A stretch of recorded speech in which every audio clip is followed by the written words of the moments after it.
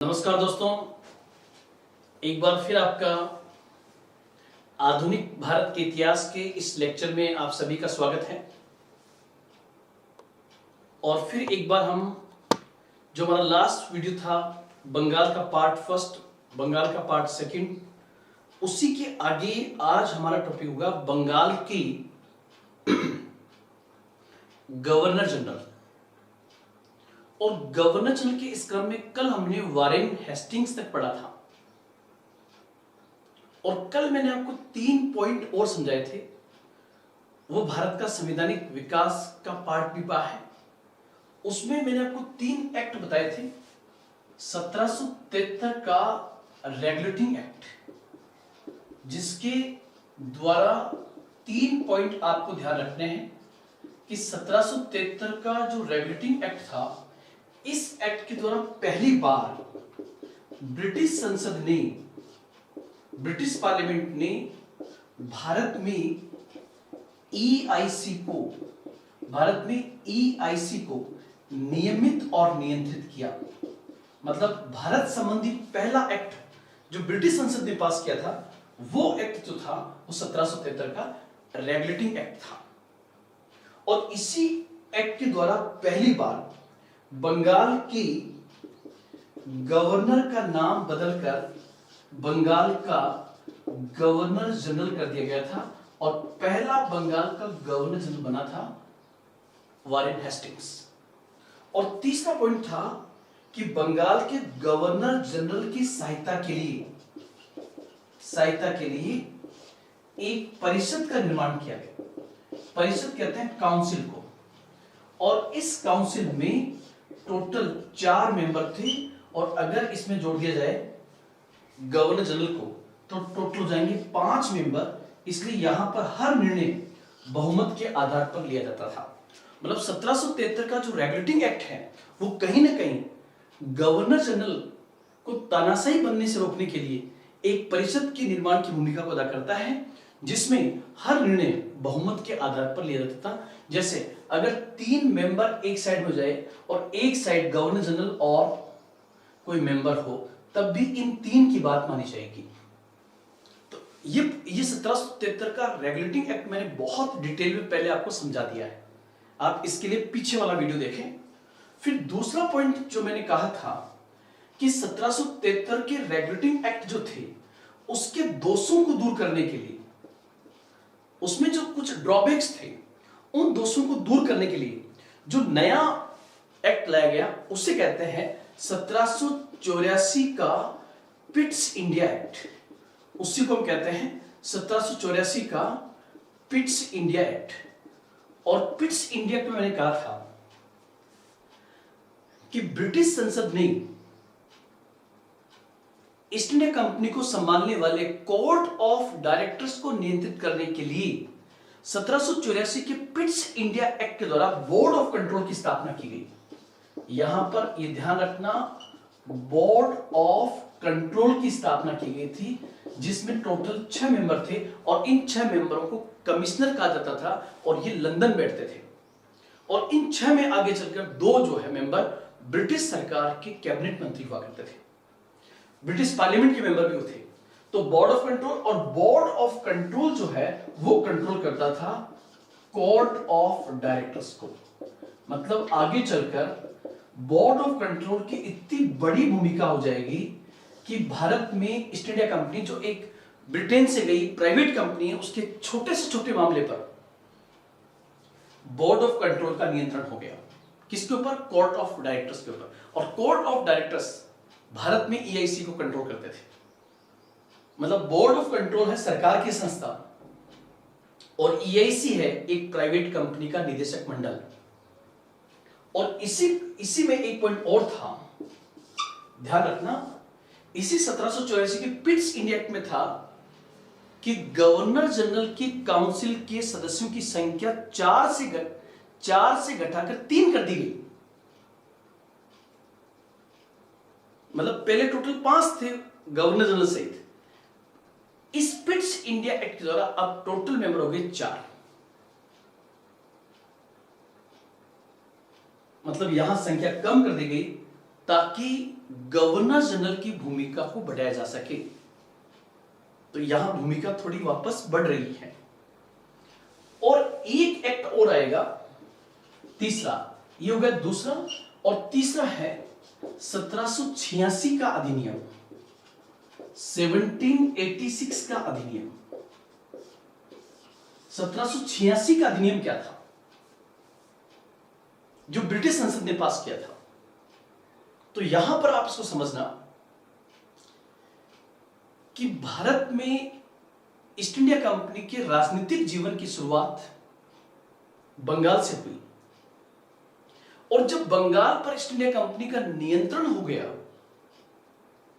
तो ब्रिटिश सरकार के मन में भी लगातार लालच पैदा होता गया कि काश बंगाल हमारे नियंत्रण में हो। इसलिए अब छोटी से छोटी नियुक्ति में भी ब्रिटिश सरकार ईस्ट इंडिया कंपनी के कोर्ट ऑफ डायरेक्टर्स के मामलों में हस्तक्षेप करने लगी। इसलिए जब वारेन हेस्टिंग्स वापस गया 1785 में, तो उसके स्थान पर बना था मैकफर्सन, बंगाल का गवर्नर जनरल, जो रहा था 1785-86 में। लेकिन वो इतना योग्य नहीं था। अतः ब्रिटिश सरकार ने यह सोचा, और साथ ही ईस्ट इंडिया कंपनी ने भी सोचा, कि अगर भारत में हमें सत्ता स्थापित करनी है और बंगाल का राजनीतिक विस्तार करना है, और बंगाल का जितना क्षेत्र हमारे पास में उसमें रेवेन्यू अगर बेहतर तरीके से वसूलना है, और कंपनी के अधिकारियों के मध्य भारत में भ्रष्टाचार को कम करना है, तो किसी योग्य व्यक्ति को ब्रिटेन से भारत भेजना चाहिए। और आपको मैं बता दूं, और आपको शायद अचंभा हो, कि उस समय ईस्ट इंडिया कंपनी जो भारत में काम कर रही थी, उसने 1600 में जब वो कंपनी काम करना शुरू करी, तब से अपने कर्मचारियों को इतना वेतन दिया कि यूरोप के लोग ईस्ट इंडिया कंपनी का क्लर्क बनने के लिए मरते थे, क्योंकि बहुत अच्छा पेमेंट यहां मिलता था। और साथ ही साथ भारत में ईस्ट इंडिया कंपनी के कर्मचारियों के मध्य भ्रष्टाचार भी बहुत अधिक था। ये भारतीयों से रिश्वत लेते थे बहुत सारे काम को करने के लिए। इसलिए ब्रिटिश संसद ने और ब्रिटिश सरकार ने कहा, ये एक प्रकार से ईस्ट इंडिया कंपनी के कार्यक्षेत्र में हस्तक्षेप था, जो 1777 के बाद शुरू हो गया। और इन दोनों ने, ब्रिटिश सरकार ने ईस्ट इंडिया कंपनी ने कहा कि भारत में अब एक योग्य व्यक्ति को भेजा जाए जो भारत संबंधित तमाम चैलेंजेस का समाधान कर सके। जब उस व्यक्ति को यह कहा गया कि आपको भारत का गवर्नर जनरल बनना है, तो दोस्तों शायद आपको बहुत अचंभा हो। उस व्यक्ति का नाम था लॉर्ड कॉर्नवालिस, और उसने मना कर दिया कि सॉरी मैं नहीं जाऊंगा। आप देखिए, एक तरफ तो भारत में क्लर्क बनने के लिए, ईस्ट इंडिया कंपनी में क्लर्क बनने के लोग मरते थे, और लॉर्ड कॉर्नवालिस ने भारत जाने से मना कर दी। इससे पहले लॉर्ड कॉर्नवालिस ने अमेरिकी स्वतंत्रता संग्राम में एक बड़े ब्रिटिश अधिकारी के रूप में अहम रोल अदा किया था। इसलिए ब्रिटिश सरकार उसकी योग्यता को पहचानती थी। तो ब्रिटिश सरकार ने पूछा कि आपको दिक्कत क्या है, मतलब बोर्ड ऑफ कंट्रोल ने पूछा कि अगर आप भारत जाते हो तो आपको दिक्कत क्या है। तो लॉर्ड कॉर्नवालिस ने कहा कि मैं भारत केवल एक शर्त पे जाऊंगा, कि भारत में जो बंगाल का गवर्नर जनरल बनेगा उसे मुख्य सेनापति की, मतलब कमांडर इन चीफ की भी तमाम शक्तियां प्रदान की जाए। साथ ही साथ आप देख रहे हो कि यहां पर काउंसिल में टोटल गवर्नर जनरल से 4 मेंबर थे।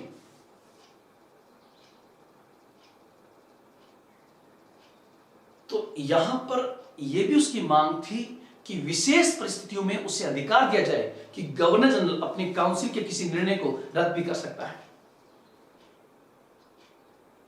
अतः इन दोनों पॉइंट्स को मूर्त रूप देने के लिए ब्रिटिश संसद ने जो नया एक्ट पास किया, जिसके माध्यम से कुछ संशोधन किए गए, उसे कहते हैं 1786 का अधिनियम। आपसे सिर्फ यूपीएससी प्री में क्वेश्चन ये पूछे कि वो कौन सा अधिनियम था जो किसी व्यक्ति विशेष को गवर्नर जनरल के पद पर तैयार करने के लिए लाया गया था, तो उत्तर होगा 1786 का अधिनियम। और ये लॉर्ड कॉर्नवालिस को राजी करने के लिए लाया गया था और इसके द्वारा दो संशोधन किए गए। नंबर 1, बंगाल के गवर्नर जनरल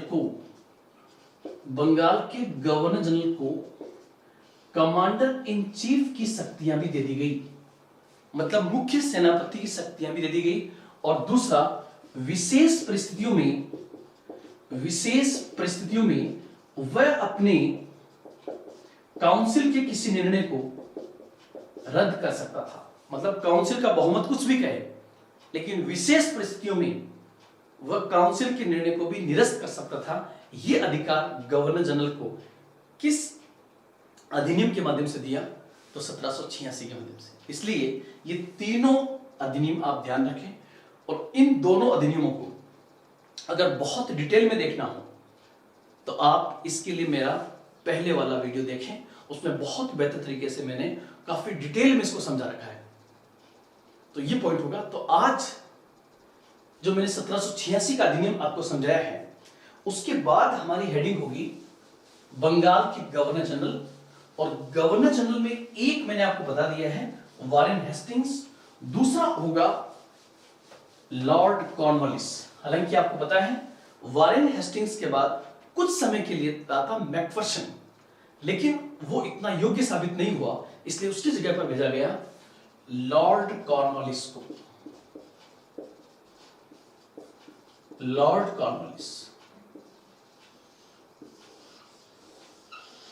इसका कार्यकाल है 1786 से 1793 तक।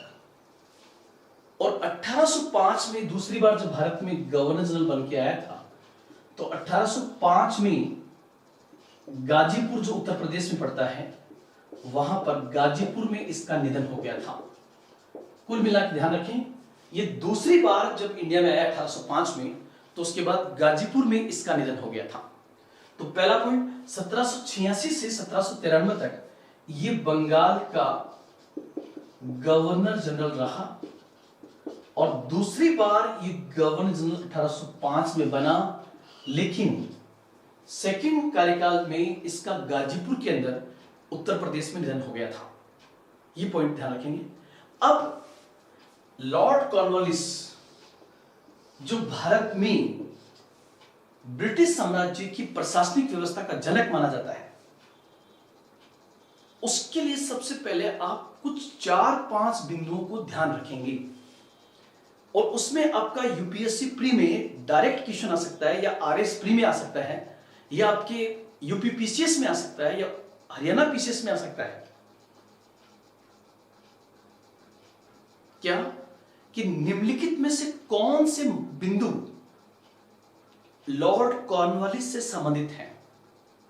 उन बिंदुओं में जो पॉइंट्स आएंगे, नंबर 1, भारत में सिविल सेवा का जनक।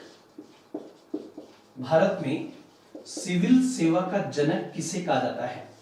The founder of civil services in India. तो उत्तर होगा लॉर्ड कॉर्नवालिस। ध्यान रखना, हम सिविल सेवा को 15 मिनट तक अलग से पढ़ेंगे। दूसरा, भारत में पुलिस सेवा का जनक।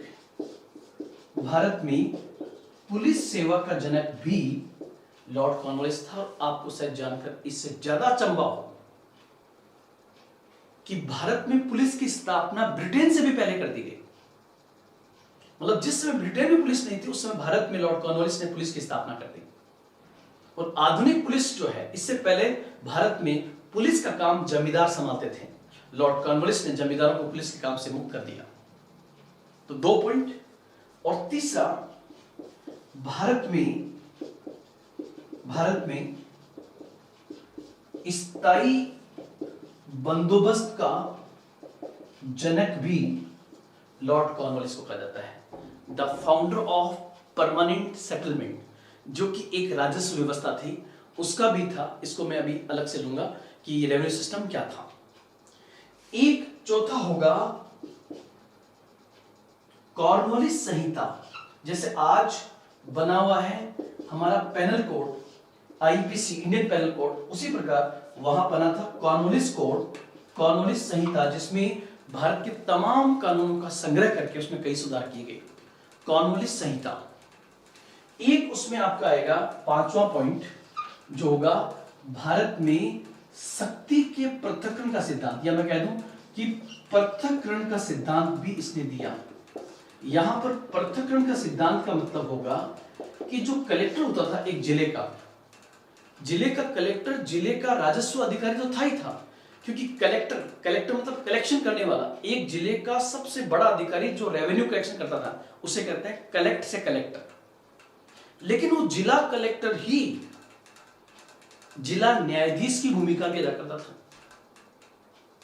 अब मान लीजिए कोई किसान रेवेन्यू न दे, पहली बात तो किसान से रेवेन्यू वसूलने जाएगा जिला कलेक्टर का अधिकारी, और वो न दे तो उस पर मुकदमा चल के जो कोर्ट में जाएगा तो वहां भी जज बन के बैठा हुआ कलेक्टर। तो यहां पर जिला कलेक्टर से न्यायाधीश की शक्तियां छीन करके जिला कलेक्टर और जिला न्यायाधीश का पद अलग अलग तैयार किया गया। वो होगा आपका पृथक्करण का सिद्धांत। तो अब हम इसमें से प्रत्येक को बहुत डिटेल में पढ़ने का प्रयास करेंगे कि लॉर्ड कॉर्नवालिस वो व्यक्ति था जिसने पूरा सेटलमेंट को स्टैब्लिश किया, और भारत में जिस रॉबर्ट क्लाइव ने ब्रिटिश साम्राज्य को स्थापित किया, उसको प्रशासनिक दृष्टिकोण से, राजस्व के दृष्टिकोण से, सिविल सेवा के दृष्टिकोण से स्टैब्लिश करने वाला व्यक्ति कौन था? लॉर्ड कॉर्नवालिस था। इसलिए आधुनिक भारत के इतिहास में जितने गवर्नर जनरल हैं, मेरे दृष्टिकोण से आपको पहली वरीयता लॉर्ड कॉर्नवालिस को देनी चाहिए, क्योंकि लॉर्ड कॉर्नवालिस ने ऐसे बहुत सारे सिस्टम का इजाद किया जो आज भी हिंदुस्तान में चल रहा है। वो कौन से थे, उसमें एक एक पॉइंट को हम पढ़ते हैं और वहां से एग्जाम में क्वेश्चन कैसे बन सकते हैं। तो इसमें से सबसे पहले मैं ले रहा हूं आपका स्थायी बंदोबस्त। स्थायी बंदोबस्त को इंग्लिश में कहेंगे परमानेंट सेटलमेंट। स्थायी बंदोबस्त। और चूंकि यह सिस्टम जमींदारों के साथ किया गया था, इसलिए इस व्यवस्था को जमींदारी व्यवस्था भी कहते हैं, और इस्तमरारी व्यवस्था भी इसको कहते हैं, स्थायी बंदोबस्त को। तो मैं हेडिंग अब डालूंगा लॉर्ड कॉर्नवालिस वाले टॉपिक के अंदर ही, और बिंदु हमारा होगा स्थायी बंदोबस्त। अब जैसे मैंने आपके सामने यहां पर लिखा, ये स्थायी बंदोबस्त, स्थायी बंदोबस्त को इंग्लिश में कहते हैं परमानेंट सेटलमेंट। थोड़ा से अक्षर आपको छोटे दिखाई दे रहे होंगे, लेकिन थोड़ा सा आपको समझौता करना होगा। मैं साथ साथ में बोल रहा हूं, तो आप बोलते हुए आप लिख सकते हो, मेरे वर्ड्स को आप लिख सकते हो। यहां मैंने लिखा है स्थायी बंदोबस्त, परमानेंट सेटलमेंट। स्थायी बंदोबस्त जो है उसी का दूसरा नाम जो है, इसी को हम कहते हैं जमींदारी व्यवस्था। इसी को हम कहते हैं जमींदारी व्यवस्था या इस्तमरारी व्यवस्था भी इसको कहा जाता है। दूसरा, आपसे पूछे कि स्थायी बंदोबस्त क्या है, एक वर्ड में ही पूछे कि स्थायी बंदोबस्त क्या है, तो आपको सिर्फ इतना बोलना है, भारत में ब्रिटिश काल में चलाई गई एक भू राजस्व व्यवस्था, एक लैंड रेवेन्यू सिस्टम था, ये भू राजस्व व्यवस्था। आपके दिमाग में आएगा कि सर भू राजस्व व्यवस्था तो पहले से होगी ना। देखो 1757 में प्लासी का वार हुआ, लेकिन 1757 में कंपनी ने, मतलब ईस्ट इंडिया कंपनी ने सीधा बंगाल को अपने हाथों में नहीं लिया, बल्कि मीर जाफर को नवाब बनाकर जो जो जो सिस्टम चल रहा था उसी को चलने दिया। फिर 1764 का बक्सर का युद्ध, तब तक भी वही चल रहा है। फिर 1765 का इलाहाबाद की संधि और कंपनी को दीवानी अधिकार मिलता है, लेकिन सूबेदारी अधिकार अब भी नवाब के पास था और सिस्टम जो चल रहा था उसी को चलने दिया गया, जिसको हम कहते हैं दोहरी शासन व्यवस्था। 1772 में जब वारेन हेस्टिंग्स बना तो उसने दोहरे शासन का अंत कर दिया और ईस्ट इंडिया कंपनी का पूरी तरह से बंगाल पर दीवानी और सूबेदारी दोनों अधिकार हो गए। तब वारेन हेस्टिंग पहली बार लैंड रेवेन्यू सिस्टम इजाद करता है। लेकिन वारेन हेस्टिंग ने क्या किया था कि जमींदारों से ऊंची ऊंची बोलियां लगवाई और जो सबसे अधिक ऊंची बोली लगाता था उसको उस क्षेत्र का रेवेन्यू वसूलने का अधिकार दे देता था। लेकिन उसमें बहुत सारी कमियां थी। वो तमाम कमियां क्या थी, वो सब बातें लॉर्ड कॉर्नवालिस को बताई गई और लॉर्ड कॉर्नवालिस ने एक नया सिस्टम का इजाद किया जिसे हम स्थायी बंदोबस्त कहते हैं। तो सबसे पहले तो मैं बताना चाहूंगा कि आपको कुछ 5-7 पॉइंट जो है वो फैक्चुअल देखने की क्या क्या एग्जाम में आ सकता है। उसमें आप देखोगे स्थायी बंदोबस्त का दूसरा नाम क्या है, जमींदारी व्यवस्था, इस्मारी व्यवस्था या परमानेंट सेटलमेंट, पहला पॉइंट। दूसरा क्या है, भारत में ब्रिटिश काल में चलाई गई एक भू राजस्व व्यवस्था, लैंड रेवेन्यू सिस्टम। तीसरा, इसका प्रारूप किसने तैयार किया था, तो इसका प्रारूप क्या किया था, सर जॉन सॉर ने। सर जॉन सॉर जो आगे चलकर बंगाल का गवर्नर जनरल बनेगा लॉर्ड कॉर्नवालिस की बात। ये लॉर्ड कॉर्नवालिस के समय राजस्व बोर्ड का चेयरमैन था, तो ये इसका प्रारूप तैयार करता है सर जॉन सॉर। आपसे पूछे कि इस व्यवस्था का मतलब स्थायी बंदोबस्त का संस्थापक कौन था, तो उत्तर होगा लॉर्ड कॉर्नवालिस। Lord Cornwallis. फिर फैक्चुअल क्वेश्चन आपके सामने होगा कि ये कहां पर लागू किया गया था, मतलब स्थायी बंदोबस्त को कहां पर लागू किया गया था, तो उत्तर होगा बंगाल, बिहार, उड़ीसा और कुछ क्षेत्र और थे जो मैं आपको आगे लिखा दूंगा। ये मुख्य क्षेत्र थे, बंगाल, बिहार, उड़ीसा वाले क्षेत्र में इसको लागू किया गया था। और उस समय जितना भारत नहीं, जितना ब्रिटिश भारत था, मतलब जितना अंग्रेजों का नियंत्रण था, ये ब्रिटिश भारत के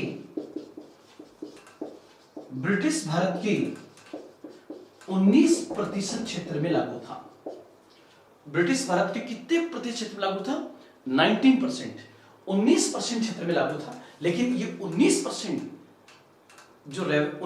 क्षेत्र का जो रेवेन्यू आता था वो बाकी 81% से भी ज्यादा था, क्योंकि बंगाल, बिहार, उड़ीसा, कुछ बनारस का क्षेत्र बहुत उपजाऊ क्षेत्र था जहां से रेवेन्यू सिस्टम प्राप्त होता था।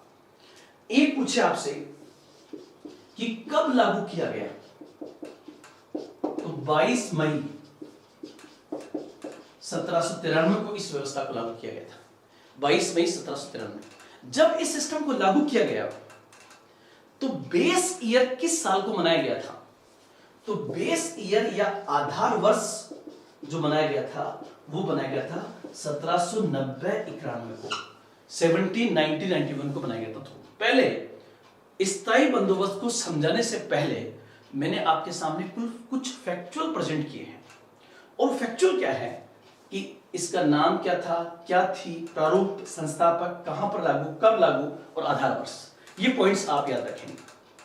अब हम स्थायी बंदोबस्त को समझते हैं और स्थायी बंदोबस्त को समझते समय कुछ पॉइंट्स हमें ध्यान में रखने हैं कि हमें उन पॉइंट्स को भी बहुत अच्छे से देखकर जाना है एग्जाम में, कि वहां से भी क्वेश्चन आपका आ सकता है। अब हम क्या पढ़ेंगे, एक तो ये कि स्थायी बंदोबस्त क्या था, इसको पढ़ेंगे। दूसरा पढ़ेंगे हम सूर्यास्त का नियम क्या था, सूर्यास्त का नियम, इसी को हम कहते हैं इंग्लिश में सनसेट लॉ क्या था, सूर्यास्त का नियम क्या था। एक हम पढ़ेंगे इसमें डिस्टेंस जमींदारी सिस्टम क्या था, ये होगा दूरवासी जमींदारी प्रथा क्या थी, जो इसी से रिलेटेड है, दूरवासी जमींदारी प्रथा क्या थी। और एक पॉइंट हम पढ़ेंगे कि स्थायी बंदोबस्त से EIC को क्या लाभ हुआ और इस बंदोबस्त से जमींदार को क्या लाभ हुआ। और आप लोग ध्यान रखना, जमींदार का जो लाभ होगा वो कंपनी का नुकसान होगा, वो कंपनी का नुकसान होगा। अब सबसे पहले क्या था, तो क्या था उससे पहले हम परिस्थिति पढ़े कि भारत में बंगाल पर अंग्रेजों का नियंत्रण था और बंगाल का रेवेन्यू कंपनी के पास में आ रहा था। अगर भारत में किसी अय्यास से अय्यास की भी सरकार होती तब भी वो उस राजस्व का प्रयोग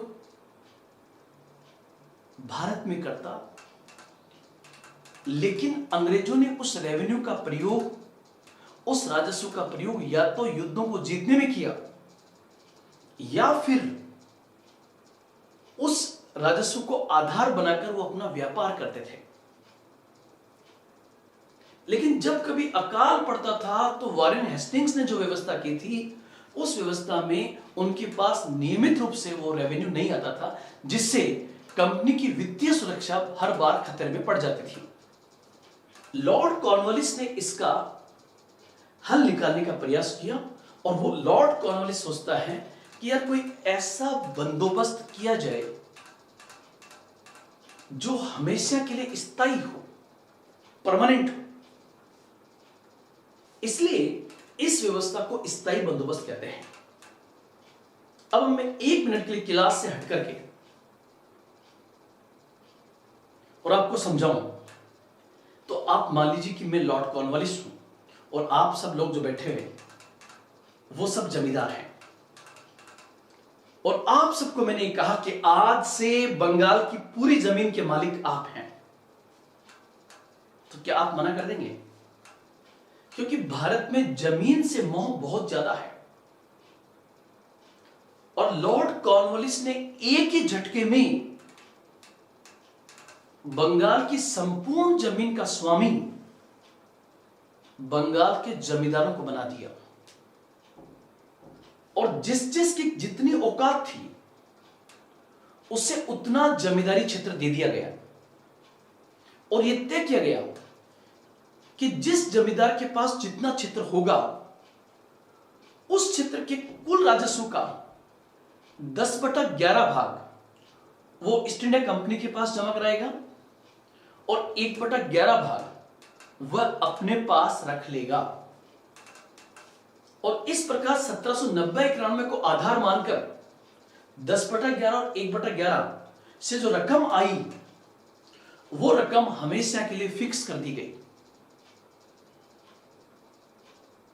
इस कारण इस बंदोबस्त को स्थायी बंदोबस्त कहा जाता है। इसको मैं बोर्ड पे समझाऊं तो देखिए, सबसे पहले स्थायी बंदोबस्त के तहत मान लीजिए ये जमीन है और इस जमीन या इस एरिया में ही वो जमींदार रहता होगा जो दावा करेगा। तो अब ये जमीन मान लीजिए आप 1800 बीघा जमीन है और इस 1800 बीघा जमीन का जमींदार कोई ए है जो पहले से इस एरिया में सक्रिय है और वो राजनीतिक रूप से दबंग व्यक्ति है। उसके साथ कंपनी ने यह गठबंधन किया कि आज से आप इस जमीन के स्वामी हैं। शर्त केवल इतनी है कि आप इस क्षेत्र का जो रेवेन्यू है वो रेवेन्यू आप स्थायी रूप से कंपनी के पास जमा कराते रहें। स्थायी बंदोबस्त के तहत उस जमींदारी क्षेत्र का मालिक, उस जमींदार को मान लिया गया जो कंपनी के लिए भू राजस्व का संग्रह करता था, लैंड रेवेन्यू का कलेक्शन करने वाला। साथ ही साथ उसको जो अधिकार दिया गया वो अधिकार वंशानुगत दे दिया गया। यहां पर वंशानुगत का मतलब होगा कि यदि कंपनी ने जमींदार ए के साथ ये सेटलमेंट किया है तो ए के मरने के बाद उसका बेटा बी इस जमींदारी क्षेत्र का ओनर होगा। तो हो गया वंशानुगत। साथ ही साथ स्थायी बंदोबस्त के तहत ईस्ट इंडिया कंपनी ने जमीन को हस्तांतरणीय बना दिया। एक शब्द और आ रहा है, हस्तांतरणीय मतलब होगा ट्रांसफरेबल। हस्तांतरणीय, ट्रांसफरेबल मतलब कि अगर मान लीजिए वो इस जमीन के कुछ टुकड़े को बेचना चाहे तो बेच सकता है ताकि अपना रेवेन्यू जमा करा सके। लेकिन इस क्षेत्र के रेवेन्यू जमा कराने की पूरी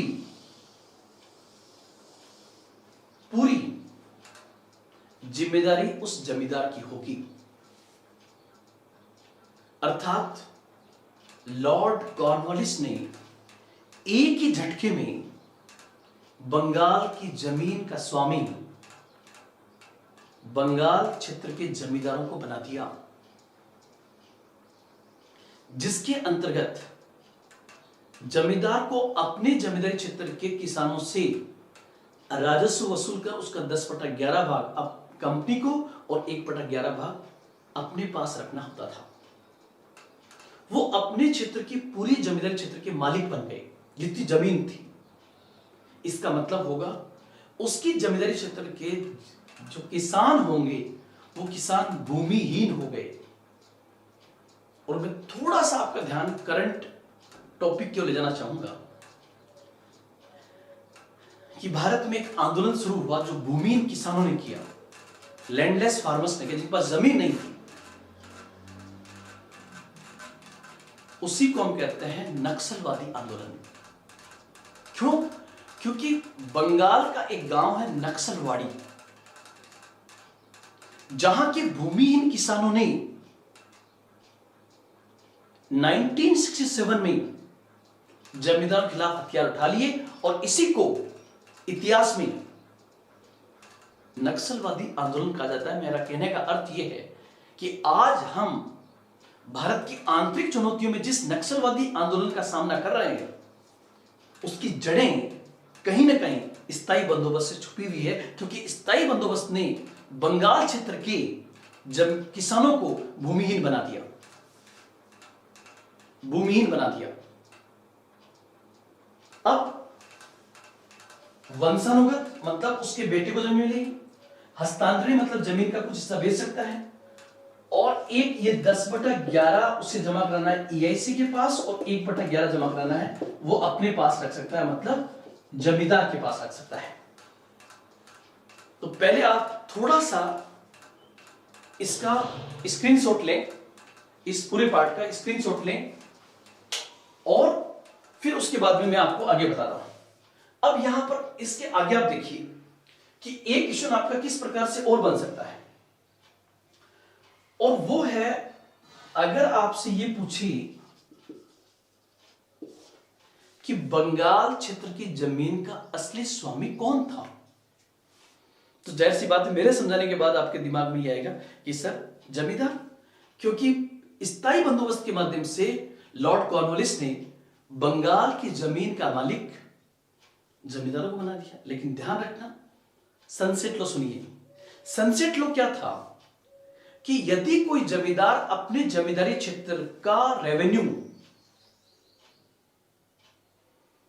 एक निश्चित तारीख को सूर्यास्त से पहले, सनसेट सूर्यास्त से पहले नहीं जमा कराता है तो उसकी जमीन की नीलामी कर दी जाएगी। मतलब जमींदार उस क्षेत्र की जमींदारी का मालिक तब तक है जब तक वह रेवेन्यू समय पर जमा कराता रहे। अगर उसने समय पर जमा नहीं कराया तो उसकी नीलामी होगी, और नीलामी होगी तो किसी और जमींदार के पास जाएगी। इसलिए ध्यान रखना, अभी चल रहा है 1793 के आसपास का समय, और आगे चल के आएगा 1857 का विद्रोह, जब कई जमींदारों की जमींदारियां छीन ली गई। तो उनमें से कई जमींदारों ने 1857 के विद्रोह में बिगुल बजा दिया ईस्ट इंडिया कंपनी के खिलाफ। लेकिन ध्यान रखना, 90% लोग ईस्ट इंडिया 90% जमींदार ईस्ट इंडिया कंपनी के साथ में थे, क्योंकि उनका हित जुड़ा हुआ था। इसलिए खुद लॉर्ड कैनिंग कहता है कि अगर ये बांध नहीं होते तो तूफान हमें उड़ा के ले जाता। यहां बांध का मतलब क्या है? जो लॉर्ड कैनिंग 1857 के समय भारत में गवर्नर जनरल था, वो बांध कहता है इन जमींदारों को।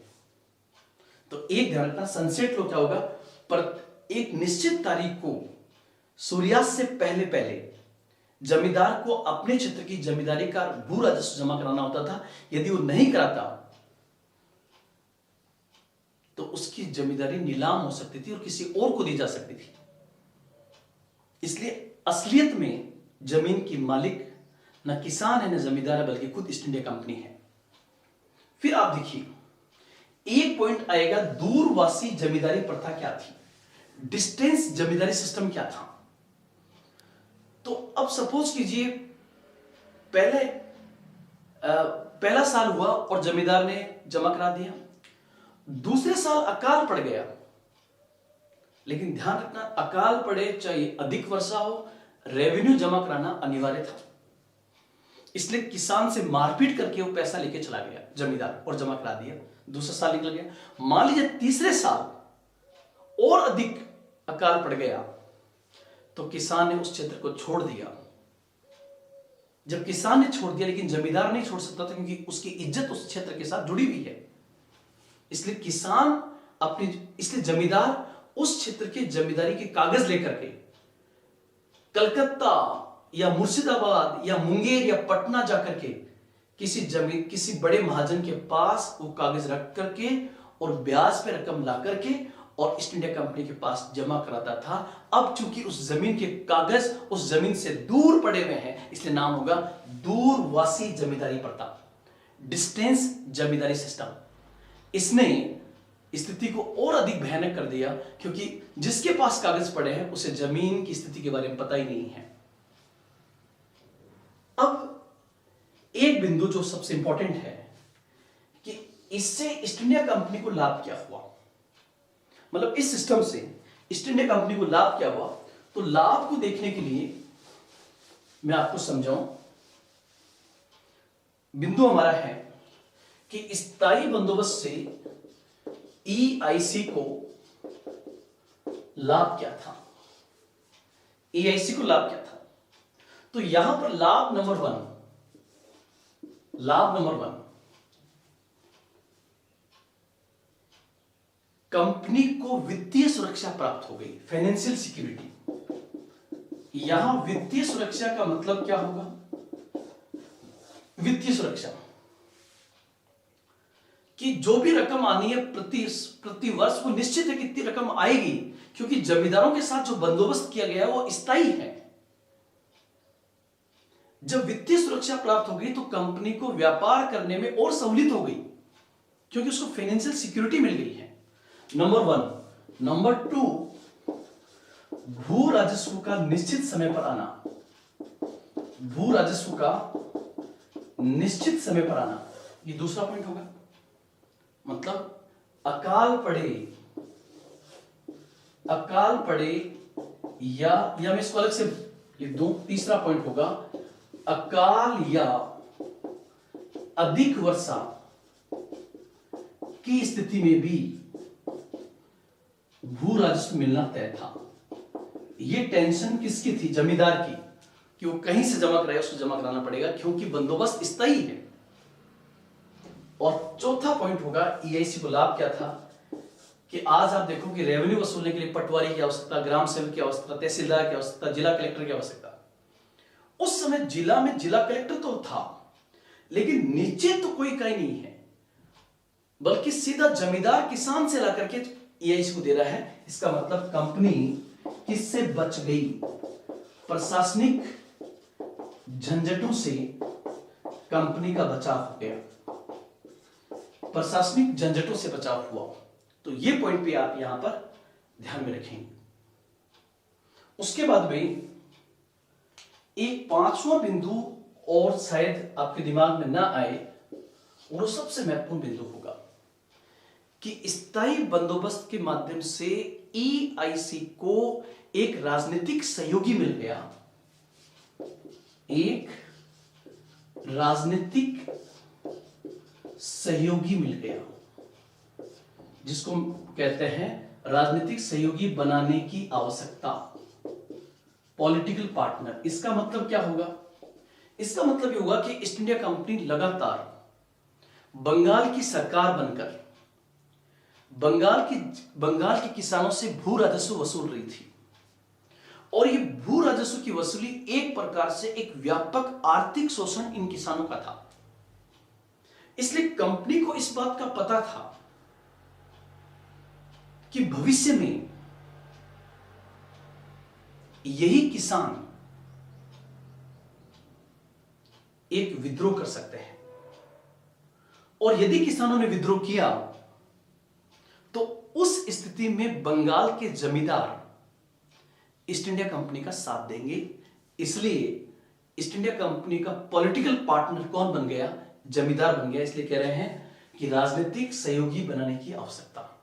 तो यहां पर आप लोग ध्यान रखें कि ईआईसी मतलब ईस्ट इंडिया कंपनी, जिसके हाथ में बंगाल था, जो एक प्रकार से बंगाल की सरकार थी, उस बंगाल की सरकार को यह बंदोबस्त करने से लाभ क्या था? वो लाभ था कंपनी को वित्तीय सुरक्षा की प्राप्ति, भू राजस्व का निश्चित समय पर आना, अकाल पड़े या अधिक वर्षा हो उस स्थिति में भी भू राजस्व का आना, राजनीतिक सहयोगी बनाने की आवश्यकता, और पांचवा होगा प्रशासनिक झंझटों से बचाव। ये 5 लाभ होंगे जो कंपनी को है, और ध्यान रखना इसके माध्यम से ही कंपनी ने अपना व्यापक साम्राज्य खड़ा किया।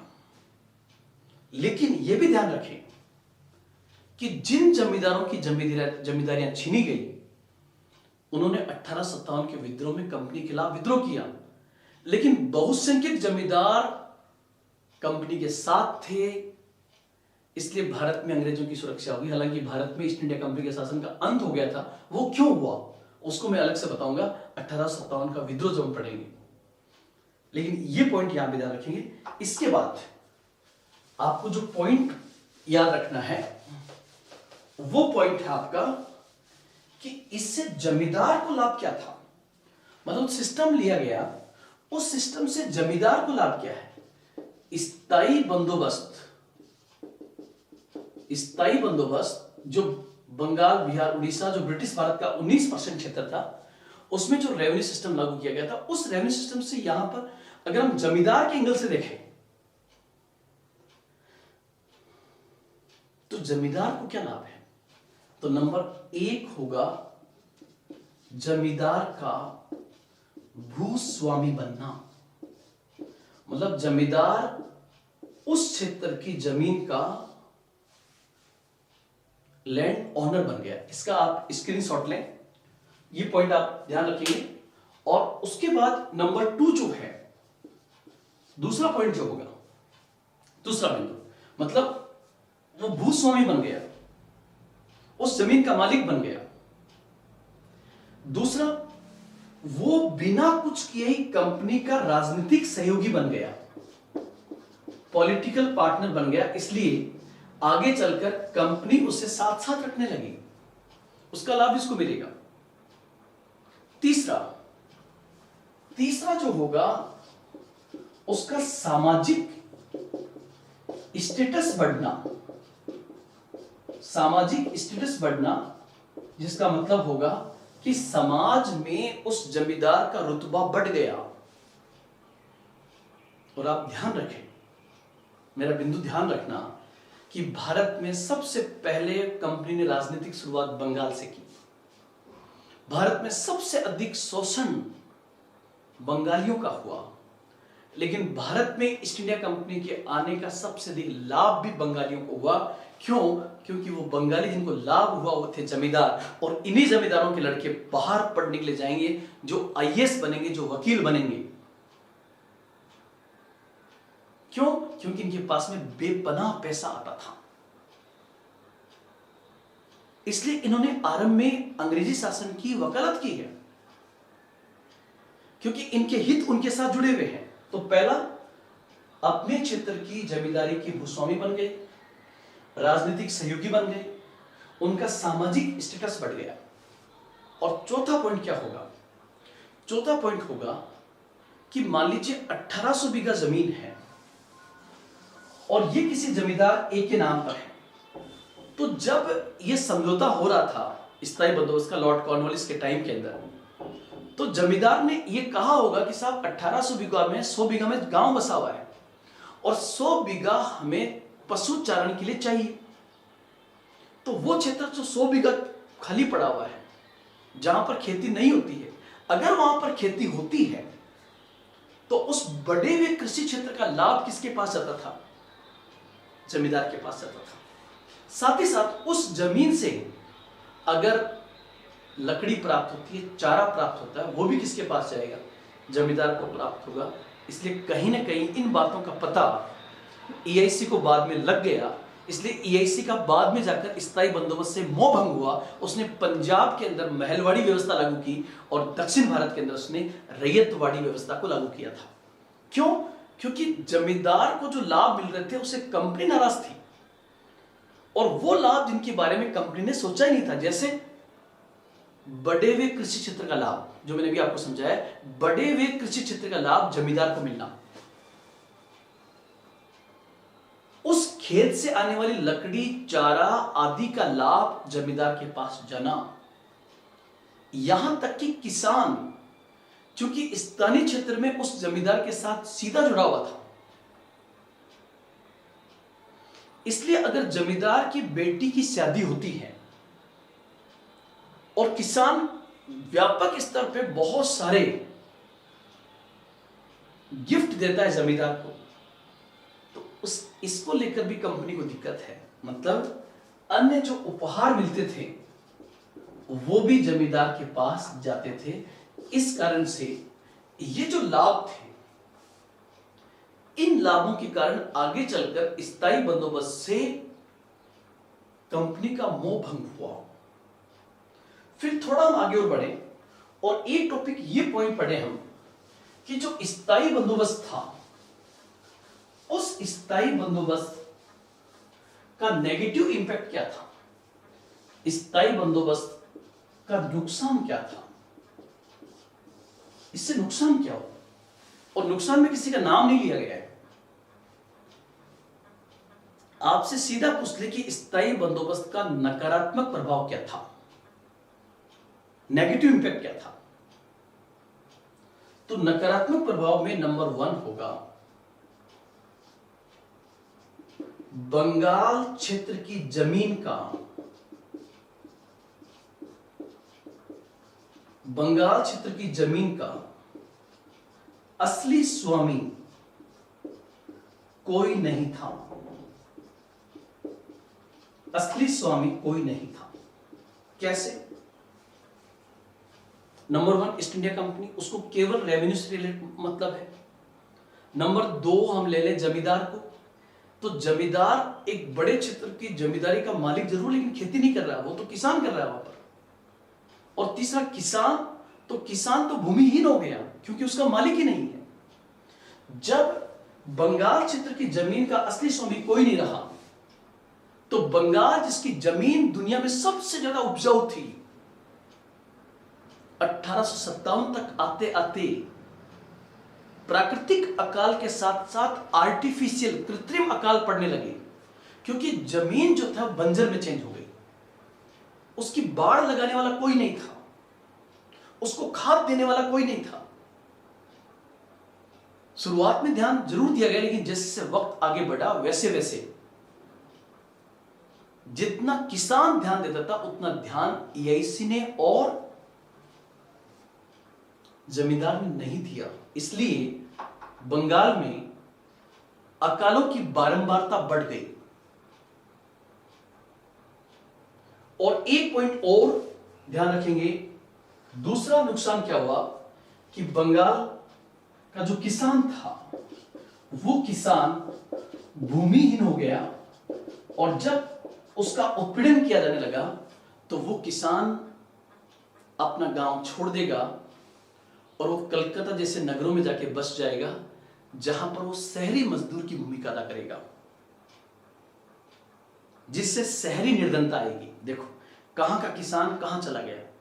वो जो किसान था, वो जो भूमिहीन किसान बना, वो चला जाएगा शहर में, और शहर में जाके कहीं पर जाके काम करेगा और शहरी मजदूर बन जाएगा।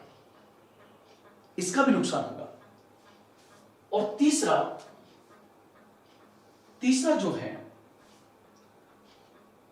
आप देखोगे कि 1 साल के बाद जमीन में फसल, कौन सी फसल बोई जाए ताकि जमीन का उपजाऊपन बना रहे, इस बात पर ध्यान देने वाला कोई नहीं था, बल्कि वो ऐसी फसलों को बोते थे जिससे कंपनी को अधिक लाभ हो। इसके कारण कंपनी की जो प्राकृतिक उर्वरता थी वो खत्म हो गई, किसान बदहाल हो गए, महाजनों के पास जाने से ब्याज की एक नई प्रथा शुरू हो गई। बंगाल जो दुनिया का सबसे बेहतरीन उपजाऊ प्रांत था, 1757 से 1857 के बीच 100 साल के अंदर ये बंगाल एकदम दरिद्र हो गया। हालांकि वहां के जमींदार तो बहुत रिच हो गए। क्यों? क्योंकि उन्होंने उनका शोषण करके बहुत बड़ी प्रॉपर्टी प्राप्त की। तो ये मैंने आपको पूरा स्थायी बंदोबस्त समझाया, जो एक प्रकार का लैंड रेवेन्यू सिस्टम था। कल इसके आगे हमारा पार्ट कंटिन्यू होगा, जिसमें हम कोशिश करेंगे रैयतवाड़ी व्यवस्था क्या थी, महलवाड़ी व्यवस्था क्या थी, वो पढ़ेंगे। लेकिन उसके बाद में हम 3 चीजें स्पेशली पढ़ेंगे। भारत में सिविल सेवा का विकास, ये भी लॉर्ड कॉर्नवालिस के समय हुआ है। भारत में सिविल सेवा का विकास, भारत में पुलिस सेवा का विकास, और तीसरा, जैसा कि मैंने आपको कहा, लॉर्ड कॉर्नवालिस ने न्यायिक क्षेत्र में भी कई सुधार किए। जैसे उसने निजामत अदालत को मुर्शिदाबाद से कलकत्ता स्थानांतरित कर दिया, और 4 प्रांतीय अदालतों की स्थापना भी उसने की, जिसमें से एक थी बिहार में पटना में, और 3 थी बंगाल में, और बंगाल में थी मुर्शिदाबाद, ढाका और कलकत्ता के अंदर। ये 4 प्रांतीय अदालतों की स्थापना भी की। मतलब भारत में न्यायिक सुधारों की शुरुआत करता है वॉरेन हेस्टिंग्स, और न्यायिक सुधारों में व्यापक विश्लेषण करके एक नई व्यवस्था स्टैब्लिश करता है लॉर्ड कॉर्नवालिस, जिसमें निजामत अदालत की बात होगी, प्रांतीय अदालतों की बात होगी, शक्ति का पृथक्करण होगा, कॉर्नवालिस संहिता होगी। ये पार्ट हम नेक्स्ट वीडियो में पढ़ेंगे। अभी आज हमने हेडिंग जो डाली थी बंगाल के गवर्नर जनरल, इसलिए अभी बंगाल के गवर्नर जनरल में चल रहा है लॉर्ड कॉर्नवालिस। इंशाल्लाह कल हम फिर मिलेंगे। जय हिंद, जय भारत।